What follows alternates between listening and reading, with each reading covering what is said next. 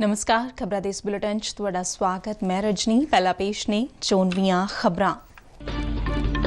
प्रधानमंत्री नरेंद्र मोदी ने कहा है कि आयुर्वेद सिर्फ इलाज का एक ढंग नहीं सगों सेहत संभाल और जीवन जीउण दी कला है। गोवा ते नागपुर विच कई विकास प्रोजेक्ट राष्ट्र नूं समर्पित कीते अते नवे प्रोजेक्टां दे नींह पत्थर रखे।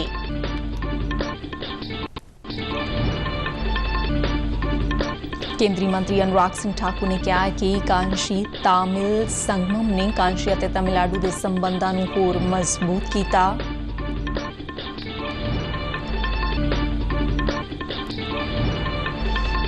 गुजरात विच भूपेंद्र पटेल अज दूजी बार सूबे के मुख्यमंत्री वजों सहुं चुकणगे।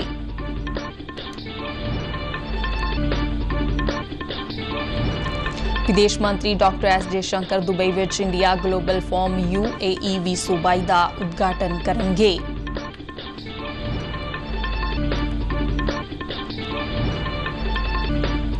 भारतीय महिला क्रिकेट टीम ने दूजे T20 क्रिकेट मैच विच आस्ट्रेलिया नूं सुपर ओवर च हराया। हुण खबरां विस्तार नाल। प्रधानमंत्री नरेंद्र मोदी ने गोवा तो आयुष के 3 कौमी संस्थानां दा ऑनलाइन उद्घाटन किया। ये संस्थावां उत्तर गोवा के तारगल विच all India institute of Ayurveda, Uttar Pradesh के गाजियाबाद विच national institute of Unani medicine अते नरेला नवी दिल्ली विच पैंदा नैशनल इंस्टीट्यूट ऑफ होम्योपैथी ने। यह समागम 9वीं आयुर्वेद कॉन्फ्रेंस अते आरोग्य प्रदर्शनी 2022 के मौके पर करवाया गया सी। इस दौरान बोलदे प्रधानमंत्री ने कहा है कि विश्व आयुर्वेद सिर्फ एक इलाज नहीं है सगों ये एक सेहत संभाल का तरीका है जो सानू जीवन जीना सिखाता है। उन्होंने कहा है कि आयुर्वेद अते योग भविख की नवी उम्मीद है। मुझे खुशी है कि दुनिया के 30 से ज्यादा देशों ने आयुर्वेद को ट्रेडिशनल मेडिसिन के एक सिस्टम के रूप में मान्यता दे रखी है। हमें मिलकर इसे और ज्यादा से ज्यादा देशों तक पहुंचाना है। आयुर्वेद को मान्यता दिलवानी है।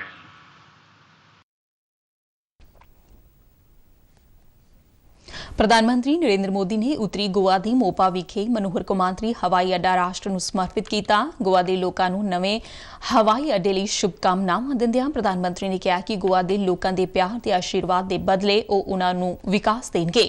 यह आधुनिक हवाई अड्डा उस विकास का हिस्सा है। प्रधानमंत्री मोदी ने कहा है कि वह बहुत खुश ने कि हवाई अड्डे का नाम गोवा के निवासियों विच प्रसिद्ध साबका मुख्यमंत्री स्वर्गीय मनोहर पर्रिकर के नाम उत्ते रखा गया है। मनोहर इंटरनेशनल एयरपोर्ट आज देश के इंफ्रास्ट्रक्चर को लेकर बदली हुई सरकारी सोच और अप्रोच का भी प्रमाण है। 2014 से पहले सरकारों का जो रवैया था उस वजह से हवाई यात्रा एक लग्जरी के रूप में स्थापित हो गई थी। एयरपोर्ट्स के विकास के लिए उतना पैसा ही नहीं खर्च किया गया। इसका नतीजा ये हुआ कि देश में एयर ट्रैवल से जुड़े इतना बड़ा पोटेंशियल होने के बावजूद भी हम उसमें पीछे रह गए, हम उसे टैप नहीं कर पाए। प्रधानमंत्री ने नागपुर और शिरडी नूं जोड़न वाले समृद्धि महामार्ग के पहले पड़ाव का उद्घाटन किया। करीब 55,000 करोड़ रुपए की लागत नाल बनन वाला यह 701 किलोमीटर लंबा एक्सप्रैसवे देश के सब तो लंबे एक्सप्रैसवे विचों एक है जिहड़ा महाराष्ट्र के 10 जिलों विचों लंघेगा। प्रधानमंत्री ने कहा कि यह एक्सप्रैस वे न सिर्फ नागपुर और शिरडी विचली दूरी नूं घटाएगा सगों राष्ट्र के 24 जिलों नूं भी आपस च जोड़ेगा। यह हाईवे इस खेतर विच खेतीबाड़ी, सैर सपाटा, तीर्थ यात्रा और उद्योग के विकास विच मदद करेगा जिस नाल रोजगार के मौके पैदा होणगे। उन्होंने कहा कि अमृत काल विच सूबे की तरक्की नाल देश का विकास होवेगा।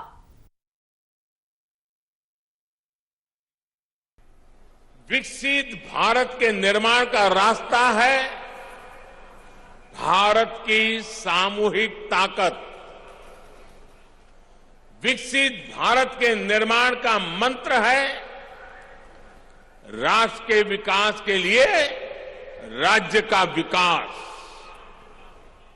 बीते दशकों का हमारा ये अनुभव रहा है कि जब हम विकास को सीमित रखते हैं तो अवसर भी सीमित हो ही जाते हैं। इस मौके केंद्रीय मंत्री नितिन गडकरी, डॉक्टर भारती प्रवीण पवार, राव साहब दानवे पाटिल, महाराष्ट्र के मुख्यमंत्री एकनाथ शिंदे ਅਤੇ उप मुख्यमंत्री देवेंद्र फडणवीस भी मौजूद सन। प्रधानमंत्री ने नागपुर विच एक इंस्टीट्यूट ऑफ मैडिकल साइंस भी राष्ट्र ਨੂੰ समर्पित किया, जिस ते 1575 करोड़ रुपए खर्च किए गए ने। उन्होंने कहा कि आयुष्मान भारत योजना राही देश विच एक मजबूत समाजिक ढांचा सिरजिया गया है, जिस राही हर गरीब ਨੂੰ सेहत सेवावां देण दी कोशिश की गई है। इस तो पहला प्रधानमंत्री ने खापड़ी मैट्रो स्टेशन ते नागपुर मैट्रो के दूजे पड़ाव का नींह पत्थर रखा ते नागपुर रेलवे स्टेशन तो ही नागपुर बिलासपुर वंदे भारत रेल गड्डी नूं हरी झंडी दिखाई। उन्होंने national institute for one health का नींह पत्थर रखा और नागपुर विच centre for research management and control of haemoglobinopathy का उद्घाटन किया। युवा मामलों ते खेडा बारे केंद्रीय मंत्री अनुराग सिंह ठाकुर ने उत्तर प्रदेश के वाराणसी विच पत्रकारां नाल गलबात करदिआं कहा कि कांशी तामिल संगमम एक इतिहासिक समागम है, जिस तहत दो सभ्याचारां दे लोग अपने अमीर इतिहास ते परंपरावां नूं मनाउण लई इकट्ठे होए ने। उन्होंने कहा कि यह सही अर्थ एक भारत श्रेष्ठ भारत नूं दर्शाउंदा है। सूचना ते प्रसारण मंत्री अनुराग सिंह ठाकुर ने कहा कि कांशी तामिल संगमम ने कांशी अते ਦੇ ਰਿਸ਼ਤਿਆਂ ਨੂੰ ਹੋਰ ਮਜ਼ਬੂਤ ਕੀਤਾ ਹੈ। ਮਹੀਨਾ ਭਰ ਚੱਲਣ ਵਾਲੇ ਇਸ ਸਮਾਗਮ ਨੇ ਭਾਰਤ ਦੀਆਂ ਦੋ ਪ੍ਰਾਚੀਨ ਸੰਸਕ੍ਰਿਤੀਆਂ ਕਾਂਸ਼ੀ ਅਤੇ ਤਮਿਲਨਾਡੂ ਨੂੰ ਲਿਆਂਦਾ ਹੈ। काशी तमिल का ये जो गठजोड़ है, जो संगम है, ये आज का नहीं, सदियों पुराना, लेकिन इसको जीवित करने का काम किसी ने किया है तो प्रधानमंत्री नरेंद्र मोदी जी ने किया है। वो सदा कहते हैं, पंच प्रण की बात करते हैं कि हमें विकसित भारत बनाना है। पहला, हमें अपने गौरवशाली इतिहास पर गर्व करना है, हमें एकता एकजुटता के करना है, हमें अपनी भागीदारी निभानी है, अपना सबको योगदान देना है और एक सबसे महत्वपूर्ण बात कहते हैं कि गुलामी की सोच से बाहर निकलना है। वाराणसी के 2 दिना दौरे ते आए केंद्रीय सूचना ते प्रसारण मंत्री कई प्रोग्रामां 'ਚ हिस्सा लै रहे हैं। उन्होंने उत्तर प्रदेश ते तमिलनाडु विच क्रिकेट सीरीज़ के जेतूआं नूं इनाम वंडे ਅਤੇ इस दौरान खिडारियां नाल मैदान विच खेड के उन्हां दी हौसला अफजाई भी कीती।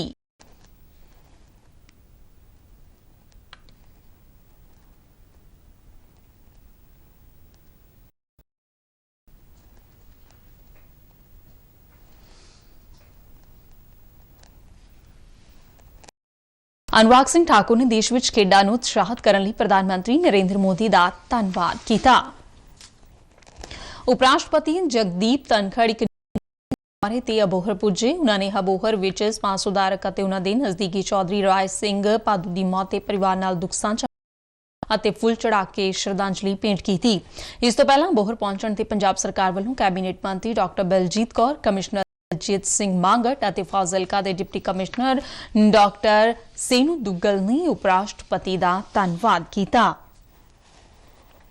भारत पाकिस्तान कौमांतरी सरहद के अबोहर सैक्टर च BSF के जवानों ने हथियारों की एक वड्डी खेप बरामद की है। अबोहर सैक्टर BOP शम्स के नेड़े तलाशी मुहिम दौरान BSF नूं जमीन च दबे हथियारों की खेप बरामद हुई है। अबोहर सैक्टर के DIG BP वडोला ने दस्सिया है कि इन्हां हथियारों की खेप च 2 AK-47 रफलां और 4 मैगजीन, 2 पिस्तौलां और उस दे 4 मैगजीन बरामद हुए। पंजाब सरकार दिन प्रतिदिन सूबा वासियों को बुनियादी सहूलतां ਅਤੇ प्रदूषण रहित स्वच्छ वातावरण मुहैया करवाउण ਲਈ यतनशील है। स्थानक सरकारां बारे मंत्री डॉक्टर इंदरबीर सिंह निज्जर ने दस्सिया कि इस दिशा ਵਿੱਚ एक होर कदम अगे ਵਧਾਉਂਦਿਆਂ पंजाब सरकार ਵੱਲੋਂ लुधियाना ਦੇ सुंदरीकरण ਅਤੇ विकास कार्यां ਤੇ तकरीबन 42 करोड़ 37 लाख रुपए खर्चण ਦਾ फैसला लिया गया है। इस तहत म्यूनसिपल सॉलिड वेस्ट ਦੀ ਢੋਆ ਢੁਆਈ ਲਈ ਸੈਕੰਡਰੀ ਸਟੋਰੇਜ ਅਤੇ ਹੁੱਕ ਲੋਡਰਾਂ ਲਈ पोर्टेबल ਕੰਪੈਕਟਰਾਂ ਦੀ ਸਪਲਾਈ, ਸਥਾਪਨਾ, ਟੈਸਟਿੰਗ ਅਤੇ ਚਾਲੂ ਕਰਨ ਲਈ ਤਕਰੀਬਨ 27 ਕਰੋੜ 67 ਲੱਖ ਰੁਪਏ ਖਰਚੇ ਜਾਣਗੇ, ਜਿਸ ਵਿੱਚ ਸੰਚਾਲਨ ਅਤੇ ਰੱਖ-ਰਖਾਵ ਦਾ ਕੰਮ ਵੀ ਸ਼ਾਮਲ ਹੋਵੇਗਾ। ਇਸ ਤੋਂ ਇਲਾਵਾ ਗੁਰਦੁਆਰਾ ਗੁਰੂ ਅਰਜਨ ਦੇਵ ਜੀ ਤੋਂ ਲੋਹਾਰਾ ਪੁਲ ਤੱਕ ਸਿੱਧਵਾਂ ਨਹਿਰ ਦੇ ਨਾਲ-ਨਾਲ ਫੁੱਟਪਾਥ ਤੇ 4 ਦੀਵਾਰੀ ਦੇ ਨਿਰਮਾਣ ਕਾਰਜ ਨੂੰ ਪੂਰਾ ਕੀਤਾ ਜਾਵੇਗਾ। ਮੰਤਰੀ ਨੇ ਵਿਭਾਗ ਦੇ ਅਧਿਕਾਰੀਆਂ ਨੂੰ ਨਿਰਦੇਸ਼ ਦਿੱਤੇ ਨੇ ਕਿ ਉਹ ਵਿਭਾਗ ਦੇ ਕੰਮਾਂ ਵਿੱਚ ਪਾਰਦਰਸ਼ਤਾ ਅਤੇ ਗੁਣਵੱਤਾ ਲਿਆਉਣਾ ਯਕੀਨੀ ਬਣਾਉਣ। ਪੰਜਾਬ ਦੇਸ਼ ਵਿੱਚ ਕਿੰਨੂ ਦੀ ਫਸਲ ਦਾ ਪ੍ਰਮੁੱਖ ਉਤਪਾਦਕ ਹੈ। ਇਸ ਵਾਰ ਕਿੰਨੂ ਤੋਂ ਚੰਗੀ ਆਮਦਨ ਹੋ ਰਹੀ ਹੈ, ਪਰ ਪੈਦਾਵਾਰ ਘੱਟੋ-ਘੱਟ 25% ਘਟਣ ਕਾਰਨ ਉਤਪਾਦਕ ਚਿੰਤਾ ਵਿੱਚ ਨੇ। ਬਾਗਬਾਨ ਘੱਟ ਝਾੜ ਲਈ ਨਹਿਰੀ ਪਾਣੀ ਦੀ ਕਮੀ ਤੇ ਤਾਪਮਾਨ ਨੂੰ ਇਸ ਲਈ ਜ਼ਿੰਮੇਵਾਰ ਮੰਨ ਰਹੇ ਨੇ। ਪੰਜਾਬ ਵਿੱਚ ਕਿੰਨੂ ਹੇਠ 59,000 ਹੈਕਟੇਅਰ ਰਕਬਾ ਹੈ। ਇਸ ਤੋਂ ਕਰੀਬ टन सालाना उत्पादन ਹੁੰਦਾ है। अबोहर जिले च फसल हेठ सब तो वध 35,000 हैक्टेयर रकबा है। पंजाब बागबानी विभाग के अधिकारी ने दस्सिया कि किन्नू की पैदावार हुशियारपुर, मुक्तसर, बठिंडा और कुछ होर जिलों में हुंदी है। पंजाब विच जीएसटी मालिया 10% की गिरावट दर्ज की गई है। जीएसटी के ताज़ा आंकड़े मुताबिक नवंबर 2022 विच देश च जीएसटी के रूप च इकट्ठा होया मालिया 10% वधिया है, जबकि पंजाब च मालिया 10% घटिया है। इस साल सूबे च 1,669 करोड़ रुपए का मालिया इकट्ठा होया है, जिहड़ा पिछले साल 1,845 करोड़ रुपए सी। पंजाब इस माली साल च कौमी विकास दर तो भी हेठा रहा है। गुजरात विच भूपेंद्र पटेल अज दूजी बार राज दे मुख मंत्री वजों सौं चुकणगे। गांधीनगर विच रखिया मंत्री राजनाथ सिंह समेत भारतीय जनता पार्टी के सीनियर आगुआ अर्जुन मुंडा ते BS येदियुरप्पा की हाजरी विच बीजेपी नवे चुने गए विधानकारां की मीटिंग विच पटेल नूं मुख मंत्री चुनिया गया। भारतीय जनता पार्टी ने भारी बहुमत नाल विधान सभा चोणां जितण तो बाद पटेल वजों राज भवन च राज्यपाल आचार्य देवव्रत नाल मुलाकात करके सरकार बनाउण दा दावा पेश कीता सी। गांधीनगर के हैलीपैड मैदान ते होण वाले समारोह दौरान गुजरात के 18वें मुख मंत्री वजों सौं चुकणगे। समारोह विच प्रधानमंत्री नरेंद्र मोदी, गृह मंत्री अमित शाह ते भारतीय जनता पार्टी की अगवाई वाले सारे सूबियां के मुख मंत्री हिस्सा लैणगे।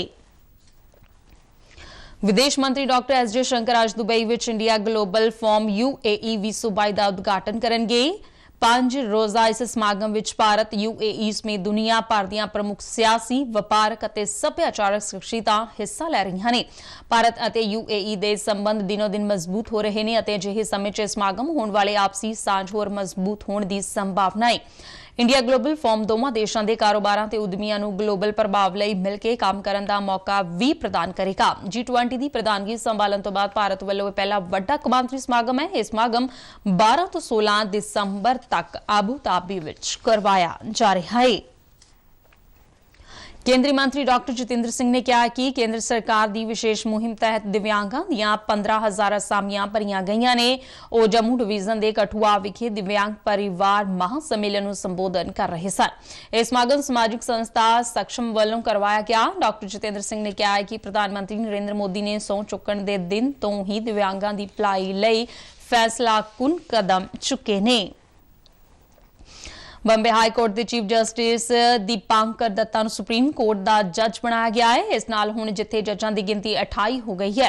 चीफ जस्टिस समेत सुप्रीम कोर्ट च जजां की कुल मंजूर गिनती 34 है। कानून मंत्री किरण रिजिजू ने भी ट्वीट राही उन्हां दे पदोन्नत होण दा ऐलान कीता है। उन्हां दा जन्म 9 फरवरी 1965 नूं होया सी। सुप्रीम कोर्ट च उन्हां दा कार्यकाल 8 फरवरी 2030 तक होवेगा। सुप्रीम कोर्ट च सेवा मुक्ति की उम्र 65 साल है। जस्टिस दत्ता दे नां दी सिफारिश पिछले साल सितंबर च तत्काली चीफ जस्टिस UU ललित की अगवाई वाले कॉलेजियम ने की सी। भारतीय महिला क्रिकेट टीम ने नवी मुंबई विच दूजे T20 कौमांतरी क्रिकेट मैच विच आस्ट्रेलिया नूं सुपर ओवर विच हरा के 5 मैचां की लड़ी 1-1 नाल बराबर कर लई है। भारत ने इस दे नाल ही आस्ट्रेलिया के पिछले 16 T20 मैच जितण की मुहिम ते भी रोक लगा दी है। आस्ट्रेलिया की 2022 विच किसी भी फॉरवर्ड विच यह पहली हार है। आस्ट्रेलिया के 188 दौड़ां के टीचे का पिछा करदिआं भारत ने समृति मदाना वल्लों अर्ध सैकड़े समेत बनाईआं 79 ਦੌੜਾਂ ਅਤੇ ਸ਼ੈਫਾਲੀ ਵਰਮਾ ਵੱਲੋਂ ਜੋੜੀਆਂ 34 ਦੌੜਾਂ ਦੇ ਚਲਦੇ ਪਹਿਲੀ ਵਿਕਟ ਲਈ 76 ਦੌੜਾਂ ਬਣਾਈਆਂ। ਕਪਤਾਨ ਹਰਮਨਪ੍ਰੀਤ ਕੌਰ 21 ਦੌੜਾਂ ਨਾਲ ਤੀਜੀ ਵਿਕਟ ਲਈ ਅਤੇ 61 ਦੌੜਾਂ ਦੀ ਸਾਂਝੇਦਾਰੀ ਦੇ ਦਮ ਤੇ 5 ਵਿਕਟਾਂ ਦੇ ਨੁਕਸਾਨ ਤੇ 187 ਦੌੜਾਂ ਬਣਾ ਕੇ ਮੈਚ ਬਰਾਬਰੀ ਤੇ ਲਿਆਂਦਾ। ਮੈਚ ਦਾ ਫੈਸਲਾ ਸੁਪਰ ਓਵਰ ਵਿੱਚ ਹੋਇਆ। ਭਾਰਤ ਨੇ ਸੁਪਰ ਓਵਰ ਵਿੱਚ 20 ਦੌੜਾਂ ਬਣਾਈਆਂ ਜਦਕਿ ਆਸਟ੍ਰੇਲੀਆ ਦੀ ਟੀਮ 16 ਦੌੜਾਂ ਹੀ ਬਣਾਉਣ 'ਚ ਕਾਮਯਾਬ ਰਹੀ। ਇਸ ਦੇ ਨਾਲ ਹੀ ਖਬਰਾਂ ਦਾ ਬੁਲੇਟਿਨ ਖਤਮ ਹੋਇਆ। ਦਿਓ ਆਗਿਆ। ਨਮਸਕਾਰ।